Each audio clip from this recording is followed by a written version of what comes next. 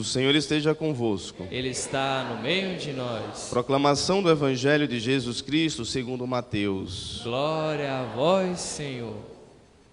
Naquele tempo, quando soube da morte de João Batista, Jesus partiu e foi de barco para um lugar deserto e afastado. Mas, quando as multidões souberam disso, saíram das cidades e o seguiram a pé. Ao sair do barco, Jesus viu uma grande multidão. Encheu-se de compaixão por eles e curou os que estavam doentes. Ao entardecer, os discípulos aproximaram-se de Jesus e disseram: Este lugar é deserto e a hora já está adiantada. Despede as multidões para que possam ir aos povoados comprar comida. Jesus, porém, lhes disse: Eles não precisam ir embora, dá-lhes vós mesmos de comer. Os discípulos responderam: Só temos aqui 5 pães e 2 peixes. Jesus disse: Trazei-os aqui. Jesus mandou que as multidões se sentassem na grama. Então pegou os 5 pães e os 2 peixes, ergueu os olhos para o céu e pronunciou a bênção. Em seguida, partiu os pães e os deu aos discípulos. Os discípulos os distribuíram às multidões. Todos comeram e ficaram satisfeitos. E dos pedaços que sobraram, recolheram ainda 12 cestos cheios. E os que haviam comido eram mais ou menos 5.000 homens, isso sem contar mulheres e crianças. Palavra da salvação. Glória a vós, Senhor. Eu digo aleluia, aleluia, aleluia, aleluia, aleluia, aleluia, amém. Então hoje, domingo, que é o domingo do Padre, né? Nós vamos então pedir um leigo para fazer a homilia de hoje, a reflexão. Cáter Filho é pai de 5 filhos, né? 5 filhos, tem quantos netos? 6. Vindo mais 8 netos, e vem de Campinas. Trabalha com o Padre Robson, trabalha com vários padres, dedicado à igreja, fiel à nossa igreja, e dedica a sua vida. Amigo do nosso arcebispo, Dom Murilo, amigo pessoal, desde quando ele era sacerdote ainda, alguns anos fazem. Então, Cáter, seja bem-vindo e queremos te ouvir a tua reflexão para nos ajudar a adentrar a liturgia de hoje. Você reza para mim?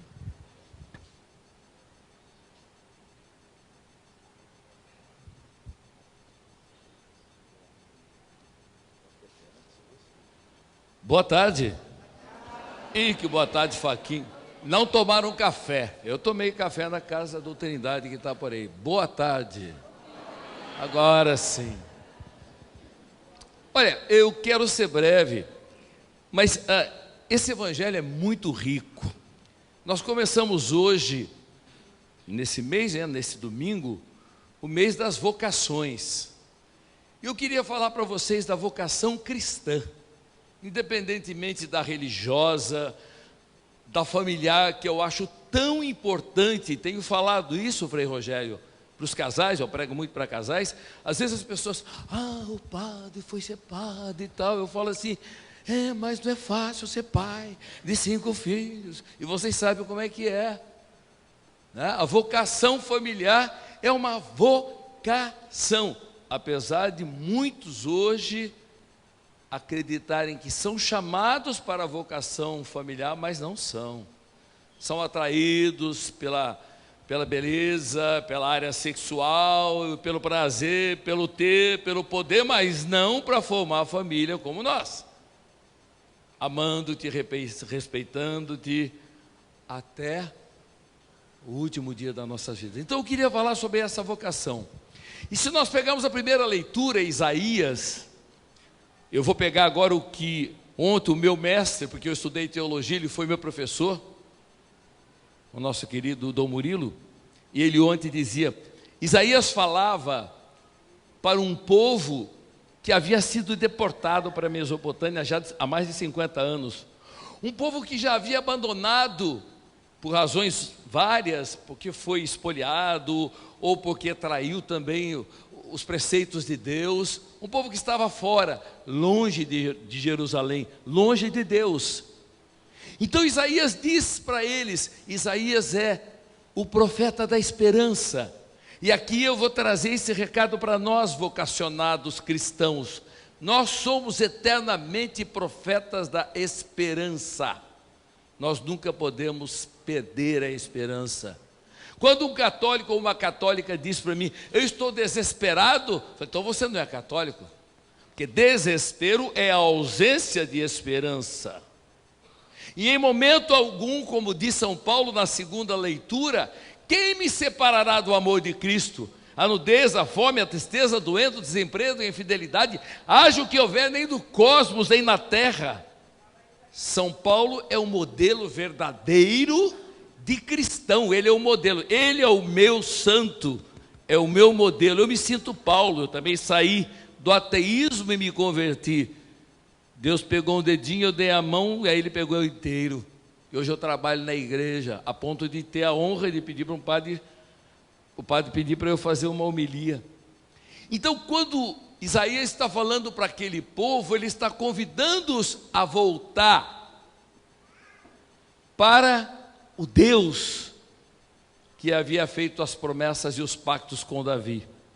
E interessante que tem uma frase, vocês lerem, vocês têm de gastar o dinheiro para o pão. E a gente tem de entender, foi por isso que eu fui estudar teologia. Para nós, pão tem um sentido muito simples. Pão é aquele pãozinho francês, o pão delícia que aqui na Bahia se faz, o pão de queijo que se faz em Minas Gerais, e os diferentes tipos de pães. Mas para o judeu, pão significava o homem. O que alimentava o homem espiritualmente, o que alimentava o homem materialmente era o pão, não era somente aquilo que entrava por um buraco, sai pelo outro e vai para o esgoto, como disse Jesus. Mas era o pão da palavra. Então Isaías faz um convite para aquele povo, para que eles voltem à fonte. Isaías já estava falando e anunciando o Messias, 700 anos antes do nascimento, ele já profetizava isso. O que nós temos para a nossa vida prática? Quantos de nós, como aquele povo hebreu, também não recebemos o batismo, tivemos uma experiência de Deus? Eu sei que tem muita gente da renovação aqui, eu também sou da renovação, passamos pela renovação, tivemos uma experiência, mas depois nós caímos no mundo por vários problemas, e abandonamos o quê? O Cristo. E aí nós estamos perdidos, acomodados naquela nossa vida, minha cervejinha, na hora da missa tem o jogo, e não sei o quê. Nós precisamos ser Isaías. Nós somos aquele povo, muitas vezes que está lá fora, e vocês que estão aqui, precisam ser Isaías. Você precisa dizer lá para o teu filho, para o teu vizinho, para o teu cunhado, para a tua sogra, para o teu esposo, para a tua esposa, volta, volta. Você precisa reanimar, reavivar a esperança, reacender a esperança. Essa é a lição da primeira leitura. Cada um de nós tem a vocação profética. O cristão é naturalmente profético. O cristão é naturalmente uma criatura de esperança. Eu, quando vejo esse pessoal de igreja de cara amarrada nos bastidores, dá vontade de meter um traseiro, com todo respeito, no pandeiro. Vai que a igreja com cara feia. Eu, quando começo a pregar, e às vezes eu entro, o pessoal assim, ó, eu digo, vocês estão enfesados por quê?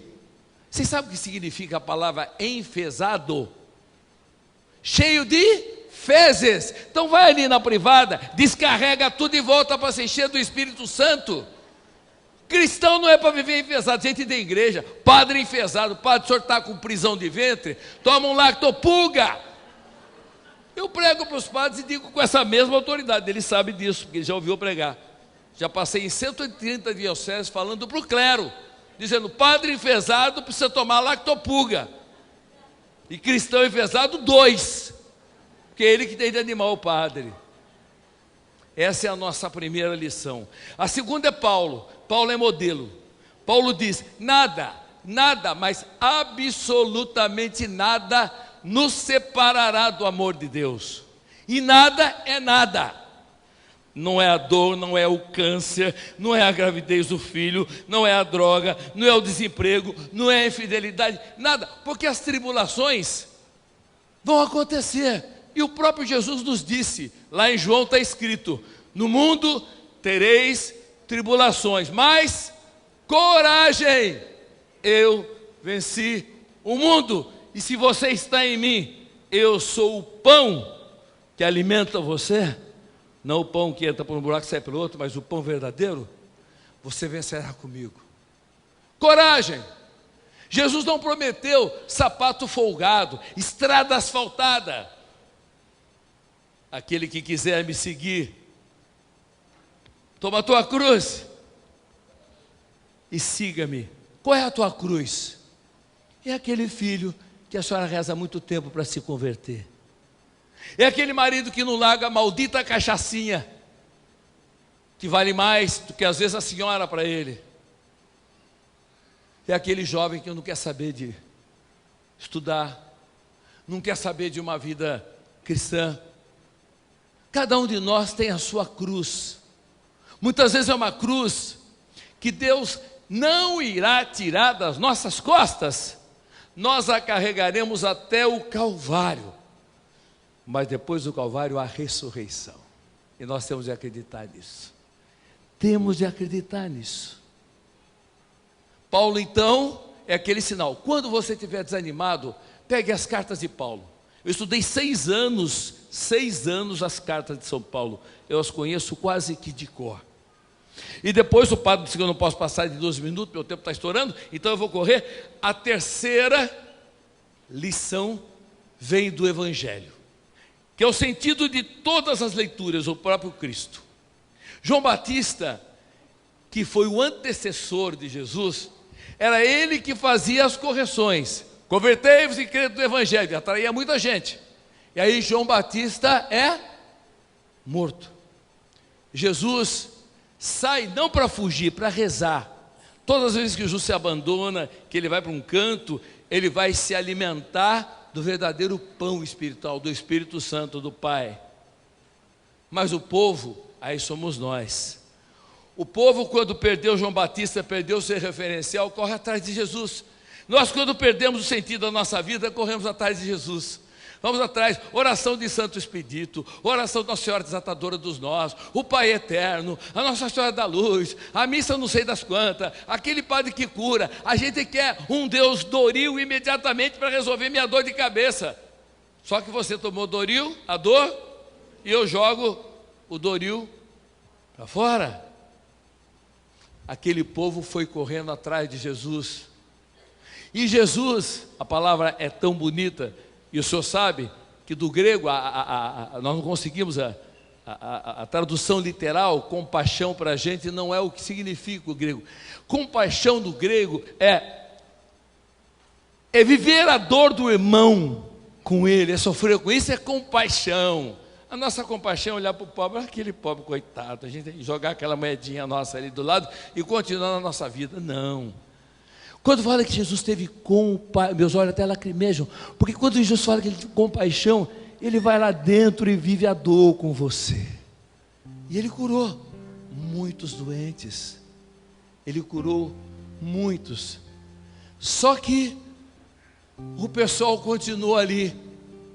E aí surgiram os práticos amigos de Jesus, apóstolo. Mestre, não vai dar conta não.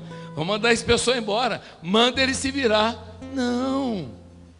Dá-vos vós mesmo de comer. E Jesus não falava do comer físico.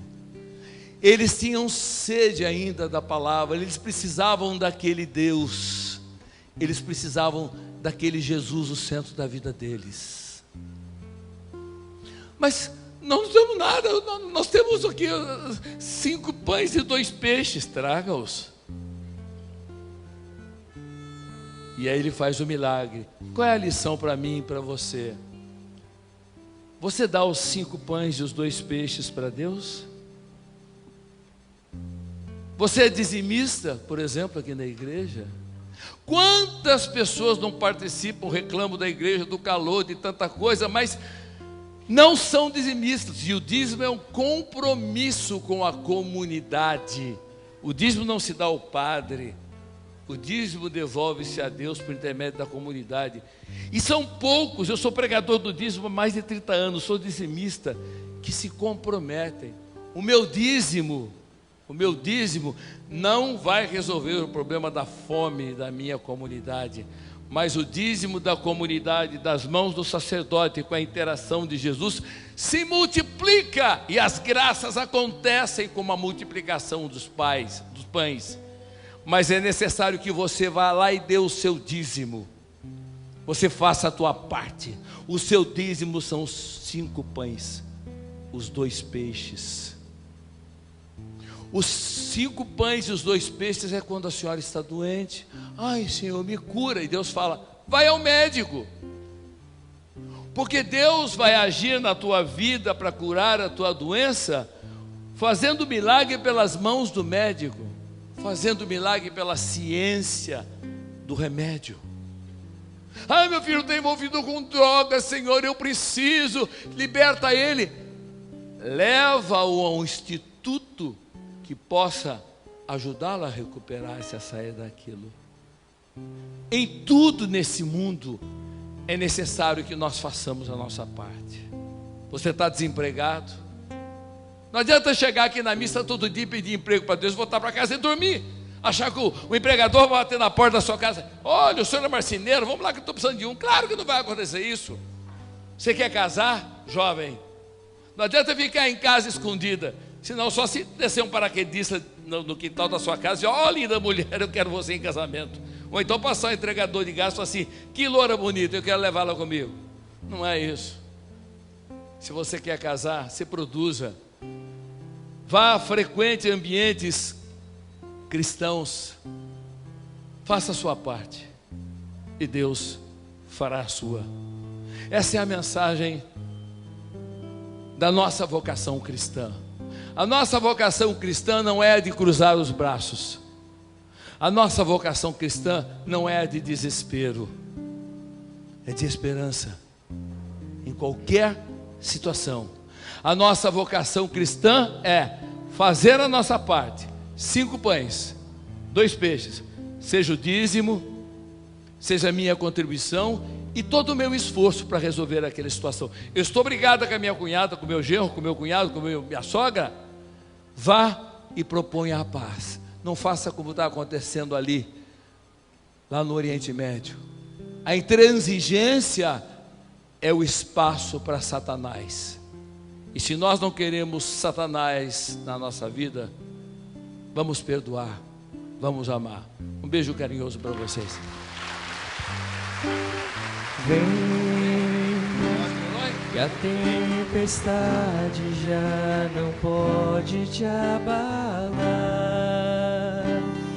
A segurança em meu bar.